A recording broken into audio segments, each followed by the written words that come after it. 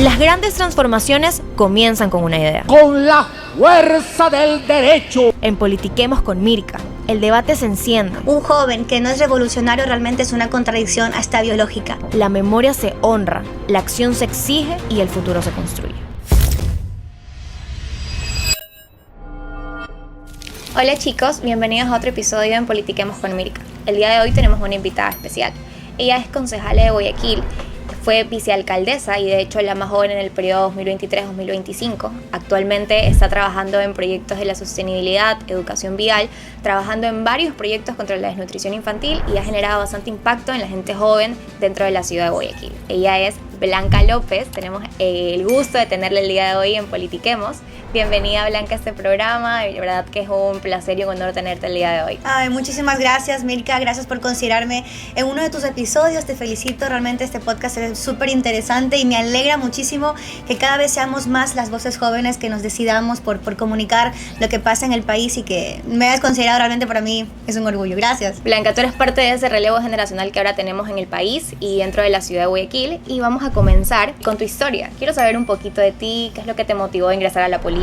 Fuiste vicealcaldesa y ahora eres concejala. ¿Qué ha sido lo que realmente te ha motivado a entrar a esta vida de la política? Bueno, esa es una pregunta que realmente la escuchamos muy seguido porque todavía hay la sorpresa en la gente de cómo es que los jóvenes desde tan temprana edad están ocupando espacios de gran relevancia en la ciudad, ¿no? En mi caso, ser concejala, haber sido vicealcaldesa, la más joven en la historia de Guayaquil, sin duda significó para nosotros un enorme desafío, pero también una gran responsabilidad.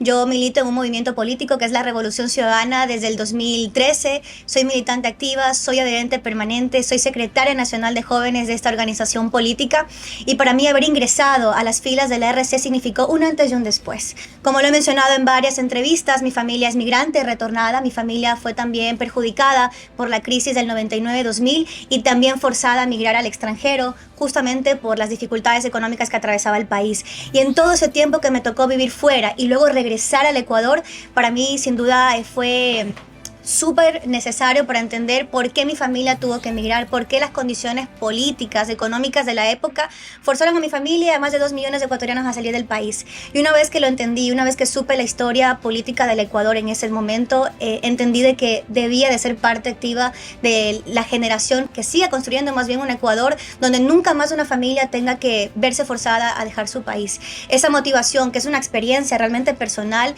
a mí me inspiró y me motivó a ser parte de una organización política que justamente defendía los derechos de los jóvenes, de los agricultores, de los migrantes y desde entonces milito en esta organización política. Y ahora como concejala, más allá del espacio de elección popular, más allá de ser parte del Consejo Municipal, en ningún momento hemos abandonado esa militancia, esos ideales, esos principios que nos identifican y que también orientan nuestra gestión municipal.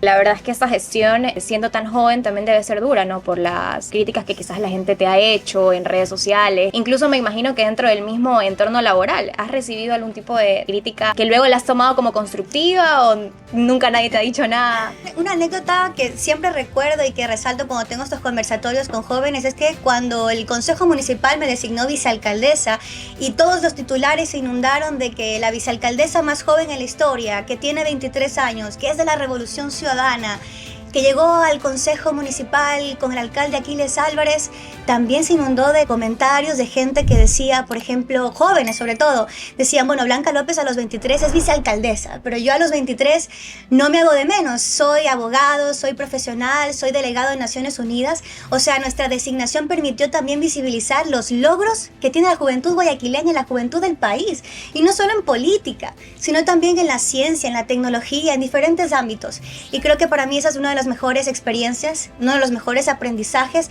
porque más allá de las críticas, que evidentemente existieron, cuestionando mi juventud, cuestionando también mi ideología, cuestionando también mi militancia política, nunca fue un freno. Al contrario, fue también una motivación, porque me ha permitido a mí demostrar con hechos, con resultados, de que tenemos la formación, que tenemos la vocación de servicio, sí tenemos espacio en la vida pública. Y me enorgullece muchísimo porque ahora escucho a otros jóvenes en los conversatorios en universidades que tenemos y nos dicen, ahora sentimos que sí es posible estar más cerca del sillón de Olmedo y para mí esa es una de las mejores experiencias.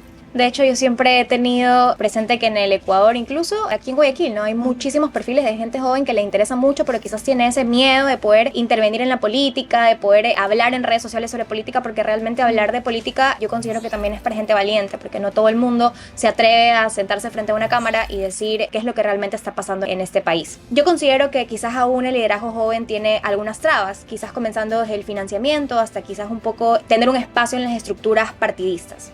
¿Qué retos tú has identificado para que los jóvenes puedan construir una verdadera voz política en este país en el que tenemos tantas novedades, tantas noticias controversiales día a día, en el que no hay un día en el que no tengamos algo de qué hablar? Bueno, es justamente lo que dices, ¿no? Lo que le sucede al país no deja de afectar a los jóvenes del Ecuador, sobre todo cuando hablamos de educación, cuando hablamos de empleo, cuando hablamos de la falta de oportunidades, cuando hablamos de que hoy en día los jóvenes cuando se reúnen están contando su experiencia de cómo les asaltaron llegando a su casa, de los jóvenes que hoy conversan con sus amigos comentándoles que están pensando en dejar el país porque aquí no encuentran oportunidades.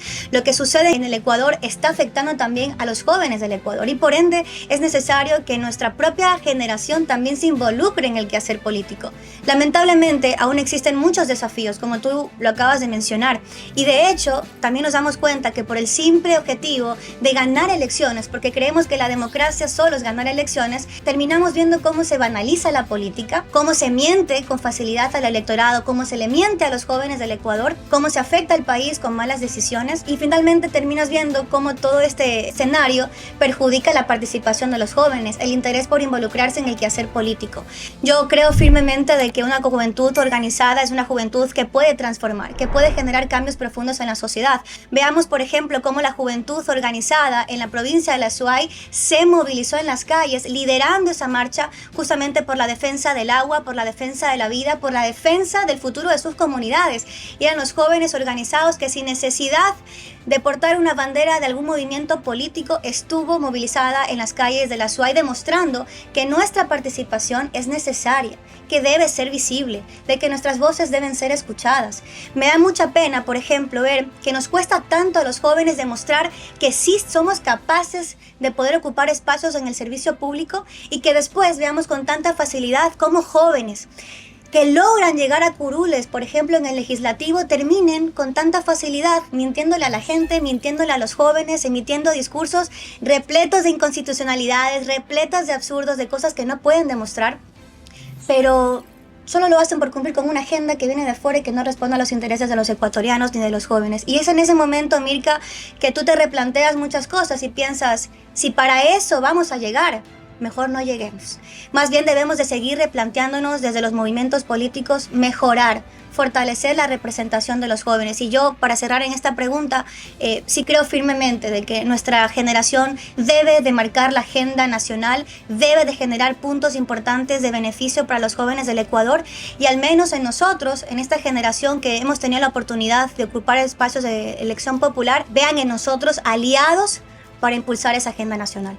Ser mujer en política no es fácil. No vemos que muchas mujeres tienen un cargo de poder actualmente y sobre todo siendo tan jóvenes. En Guayaquil quizás hemos visto varios sesgos en espacios de decisión internamente. ¿Cuáles han sido los principales desafíos que enfrentaste siendo una mujer en un cargo de poder? Bueno, lo que mencionas es súper importante, muy valioso, ¿no? En mi caso particular, cuando inicié mi proceso de militancia, de formación dentro de la Revolución Ciudadana, yo veía como referente a varias compañeras que en su momento fueron legisladoras, que llegaron incluso al Ejecutivo dentro de la Asamblea Nacional, compañeras que fueron ministras, que hoy también son prefectas, que son alcaldesas, son compañeras que realmente nos inspiraron a nuestra generación a hacer política y a no tener miedo. Que el simple hecho de ser mujeres no significa de que no podamos incidir en la política nacional, que el simple hecho de ser jóvenes no significa de que no podamos también involucrarnos en lo que le preocupa, en lo que le duele al país y especialmente lo que le duele a nuestra generación. Sí hemos enfrentado varias críticas, prejuicios, señalamientos y eso es lo más grave porque aquí no se cuestiona a las mujeres que tenemos un espacio de elección popular por nuestra gestión, por el desempeño de nuestro cargo, sino que se nos señala por cómo nos vestimos, por cómo nos peinamos, por cómo hablamos. Se comienza a cuestionar, por ejemplo, cómo la mujer está haciendo política. Y no se nos señala si estamos generando resultados, si estamos cumpliendo con el plan de trabajo.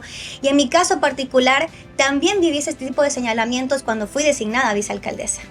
Y también sé y empatizo con mis compañeras en diferentes rincones del país, más allá de las ideologías políticas, que sufren también de este tipo de señalamientos. Y por eso es que nos hemos enfrascado muchísimo desde el municipio, desde nuestro propio rol como jóvenes en política, como mujer política, de generar resultados, de demostrar que sí podemos transformar nuestra ciudad. Y para ello nosotros hemos presentado varios proyectos importantes en el municipio que han generado un impacto positivo en la comunidad, demostrando una vez más, insisto, de que no importa si eres mujer, no importa si eres joven, no importa si no tienes, digamos, unos ingresos elevados, que no importa si tienes apellido, que no importa dónde vives. Cuando existe la vocación de servicio, cuando tienes como prioridad, como en el centro de tu gestión, el generar bienestar, mejoras para la gente, sin duda los resultados son los mejores. Y para ello realmente yo me siento muy orgullosa de haber tenido esa oportunidad y de seguir abriendo camino para más mujeres jóvenes que tienen la decisión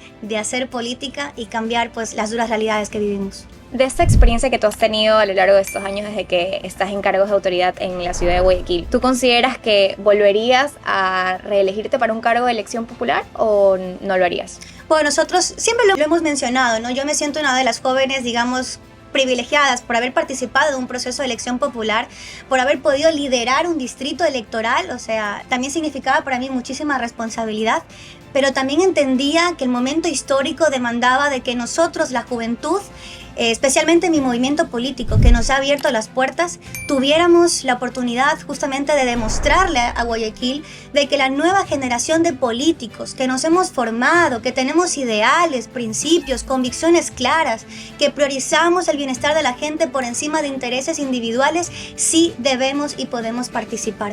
Yo en este momento estoy cumpliendo con mi periodo como concejala de Guayaquil.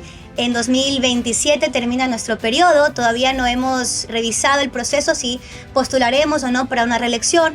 Insisto, es un tema que lo manejamos mucho a la interna. Si nuestra militancia evalúa mi gestión en un proceso interno y considera que ha sido positiva y que debemos de continuar en el consejo, lo vamos a aceptar. Si nuestra militancia nos promueve para otro espacio, también lo vamos a aceptar, lo vamos a asumir con responsabilidad y nos vamos a preparar para presentar los mejores planes de trabajo. Y ojalá que así sea, Blanca.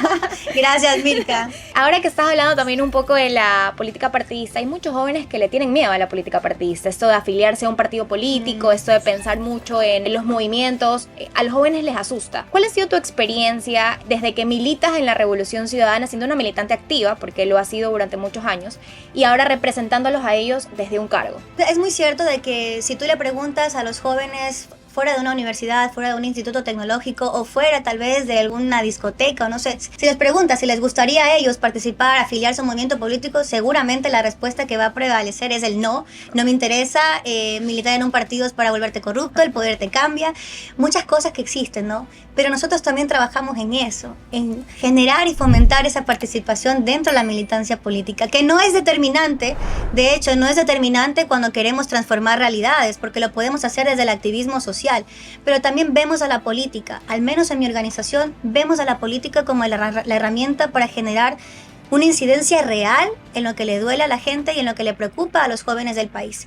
Por ejemplo, en el Consejo Municipal, nosotros tenemos varias concejalas que somos menores de 29 años y todas nosotras nos hemos planteado algunas propuestas para seguir fortaleciendo lo que necesitan los jóvenes de Guayaquil. Generas la representación. Entonces, militar en un partido político donde tú te identifiques, donde consideras que lo que defienden, lo que pelean, las causas que movilizan a esa organización política son también tus causas y tú dices, quiero ser parte de ese movimiento político, al menos en nuestra organización las puertas están abiertas. Yo de hecho soy secretaria nacional de jóvenes de la Revolución Ciudadana. Estamos a puertas de una convención donde la directiva se va a renovar. Pero nuestra idea es que durante todos estos próximos años nuestro padrón, digamos, de militantes jóvenes siga creciendo y haciéndolo desde el ejemplo, desde una buena y transparente gestión de quienes somos concejales, de quienes somos alcaldes y prefectos menores de 29 años, para promover también que la gente se interese y diga, mira, ¿sabes qué? A mí me interesa y yo voy a ser parte de eso. Creo que el porcentaje de concejales mujeres que existe ahorita en Guayaquil es más alto que el de hombres, que a diferencia de lo que ha venido pasando en otros periodos de los municipios de Guayaquil. Y eso realmente genera un cambio importante porque vemos que la participación de la mujer en espacios políticos va cambiando con el tiempo. Y sobre todo si son menores de 29 años, como te acabas de decir, incluso eso genera mucha más atracción en la gente joven que dice, ok, ¿por qué no? Yo también puedo llegar a ese puesto. Efectivamente, en el Consejo de Guayaquil somos 15 ediles, de los cuales 11 actualmente somos mujeres, 4 somos menores de 29 años, pero yo siempre destaco algo, que a veces no es suficiente con ser mujer o con ser joven, porque tú puedes ser mujer y en campaña defender nuestros derechos, defender que hay que cerrar brechas de género y muchas cosas más. Pero luego cuando llegas a los espacios siendo ministro, porque también hemos visto algunos casos que cambian, acomodan el discurso, que luego llegan a ser legisladores y después resulta que no están defendiendo o que agreden a las propias compañeras legisladoras, nos damos cuenta de que no es indispensable solo el ser mujer. Hay que ser coherentes en todo momento.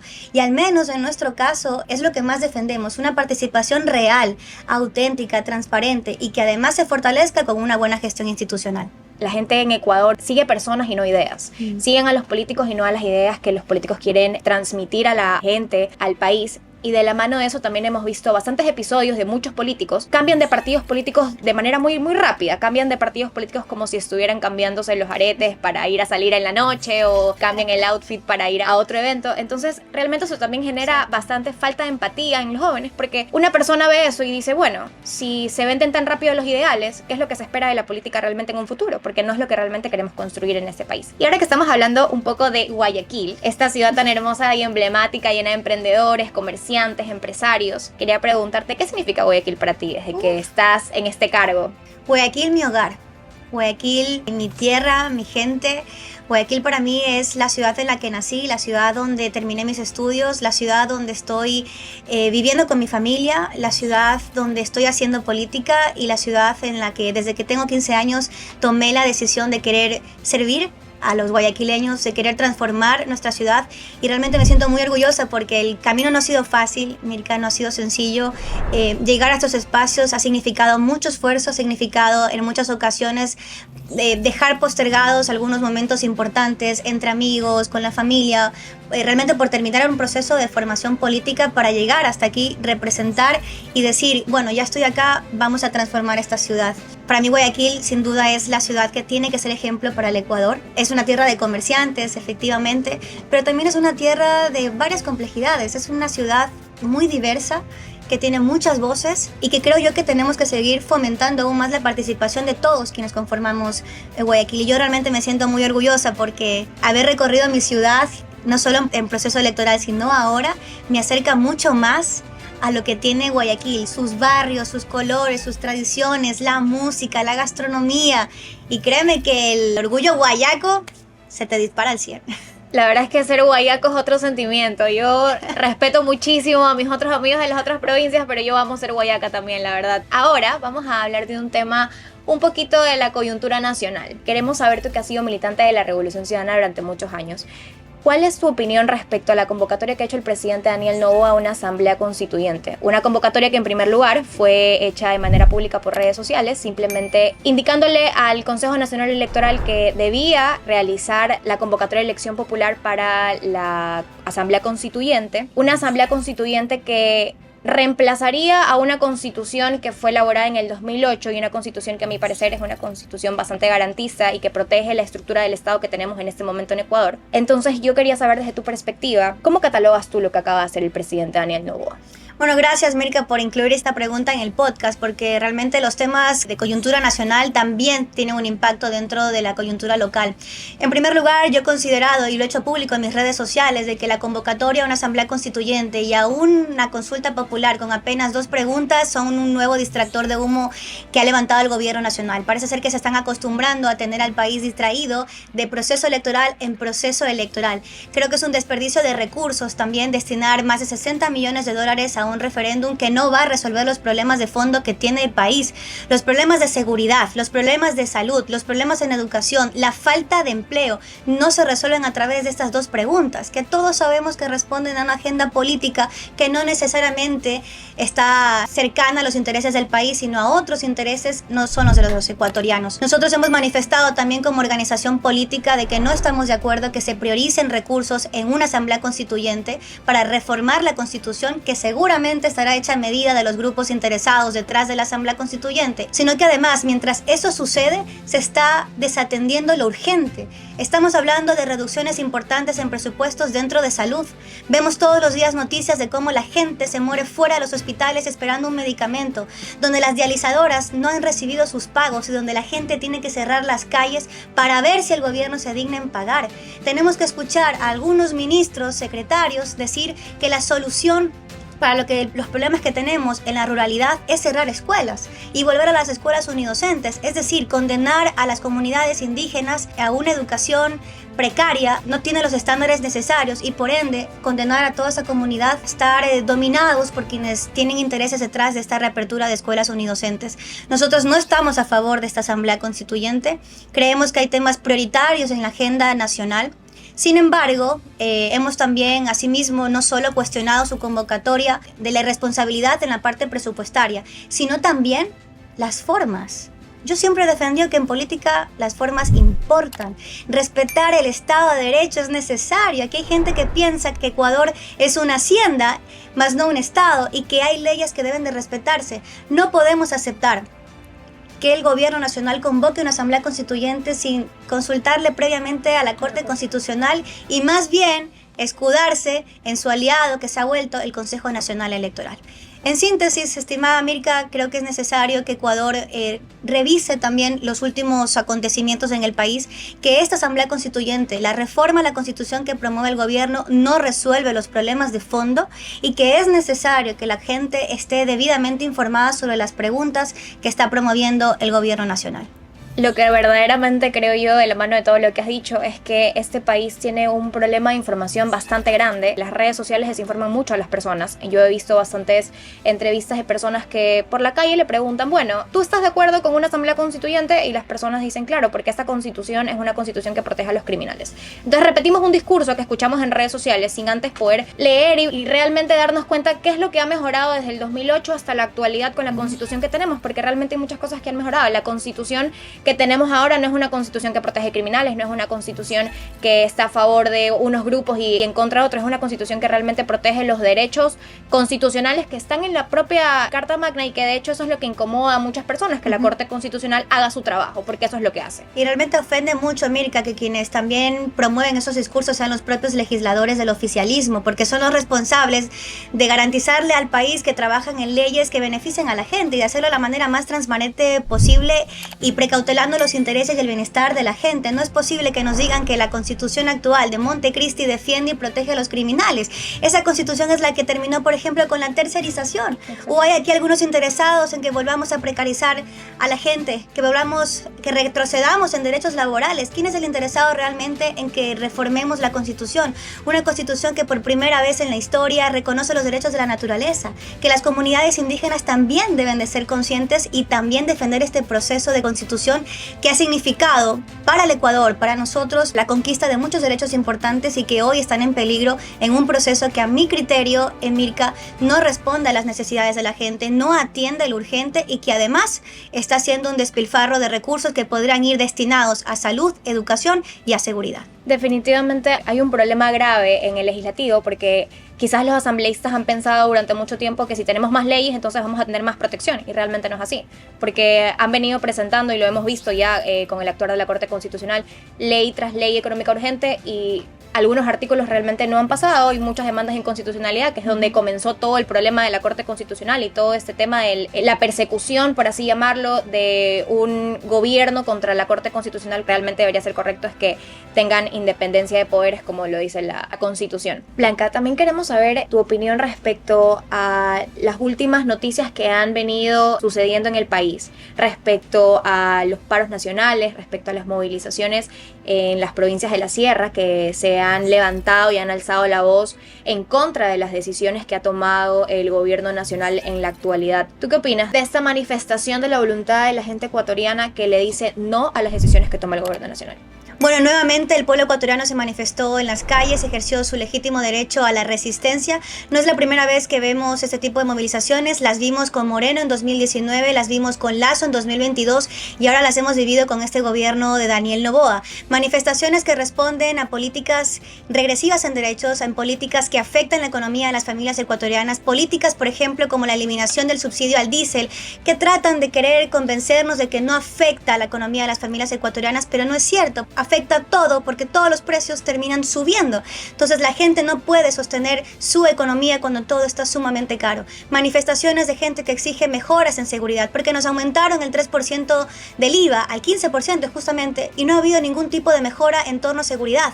Nos dijeron que iban a priorizar la salud y la educación. Lamentablemente hemos visto todo lo contrario. Y frente a eso, la movilización pacífica de la gente en las calles ha significado nuevamente una alternativa para mostrarle al gobierno que no estamos de acuerdo con lo que están haciendo.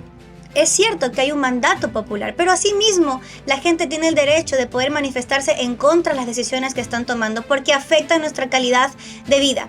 Y mucho ojo, porque también hemos visto algunas noticias de que se están vulnerando derechos humanos en torno a las manifestaciones que se han realizado en diferentes sectores del país. Y nosotros, que ya vivimos los golpes con Moreno, con Guillermo Lasso, vamos a seguir igual de vigilantes de que se respeten los derechos de nuestros ciudadanos, que se respeten los derechos humanos y sobre todo que el gobierno entienda de que no está gobernando para su élite, que no está gobernando para su familia y que además el gobierno nacional entienda que las personas que se están manifestando no necesariamente somos quienes estamos del lado de la revolución ciudadana, sino también aquellos que en elecciones le dieron el voto de confianza, que creyeron cuando en tarima decía que no iba a eliminar el subsidio al diésel, que no iba a aumentar el porcentaje al IVA, cuando le decía todo eso a la gente del electorado y que confiaron y le dieron el voto. Esa población es la que también se está manifestando y el gobierno nacional debe de retroceder en las medidas que está tomando, porque si no, lo más probable es que estas movilizaciones continúen. Van a querer convencernos, mejor dicho, Mirka,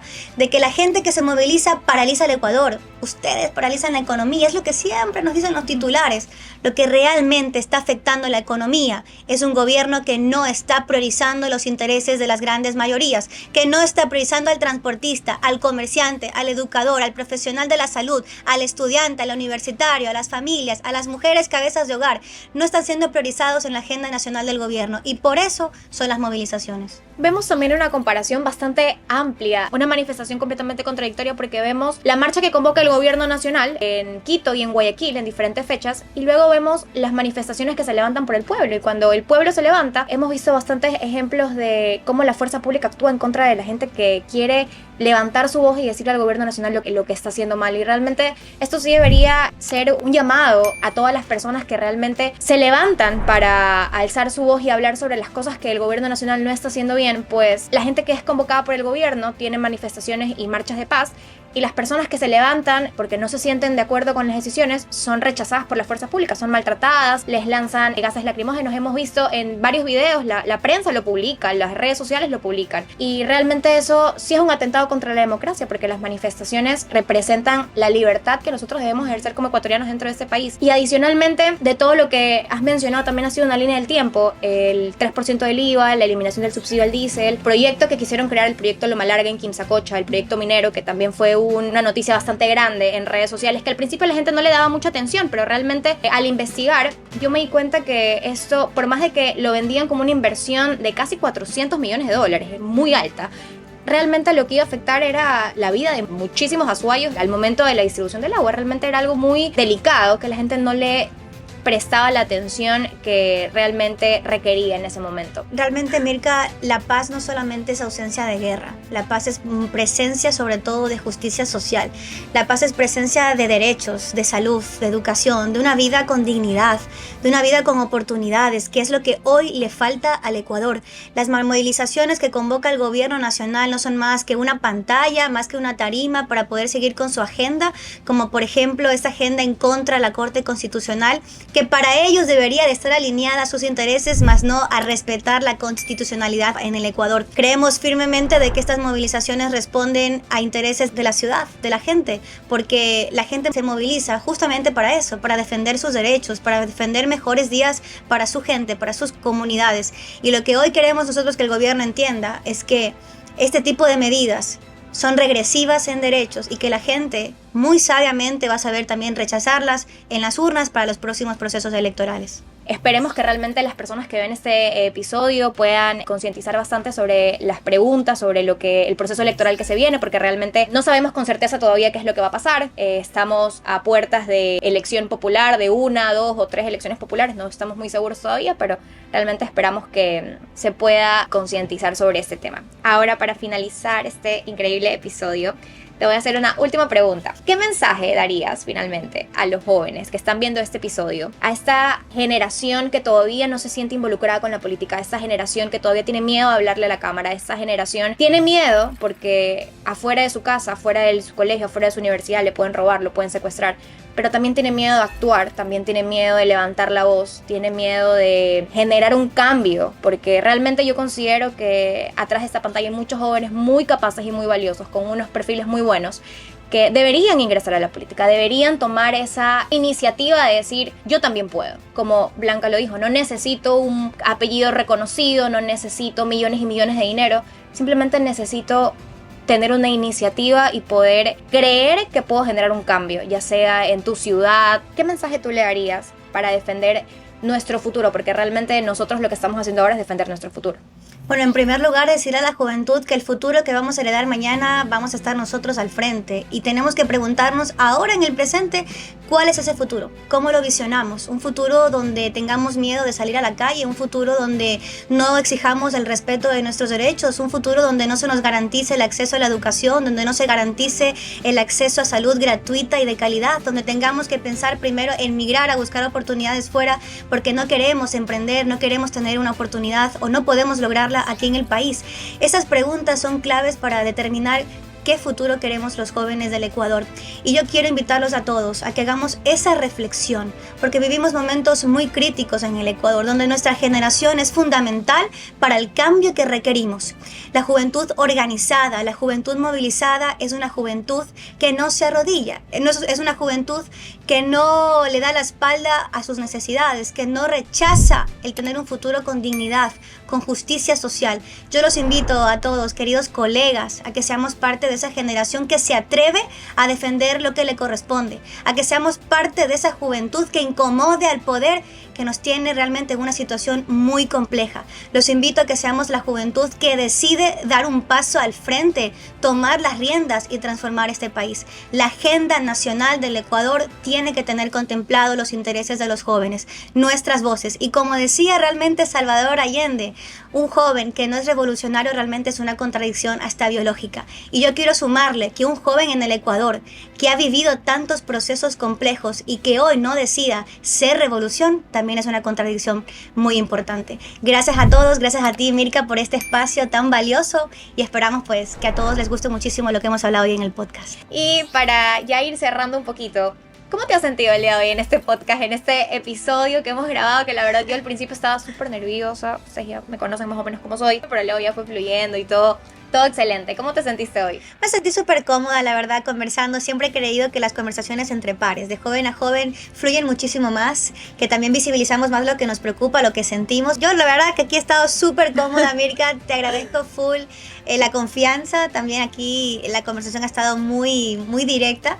Y bueno, pues a todos los invito a que sigan este maravilloso podcast para que estén debidamente informados. Gracias, Blanca, por esta conversación. En Politiquemos realmente creemos que la política se vive, crea transformaciones importantes en la gente joven. Es importante decir y recalcarle a esta generación que nosotros somos los que tenemos que pasar de la queja al cambio. Así que espero que este episodio les haya gustado. No te pierdas el próximo episodio de Politiquemos con Mirka. Te esperamos en Politiquemos con Blanca López. Política real, sin adornos.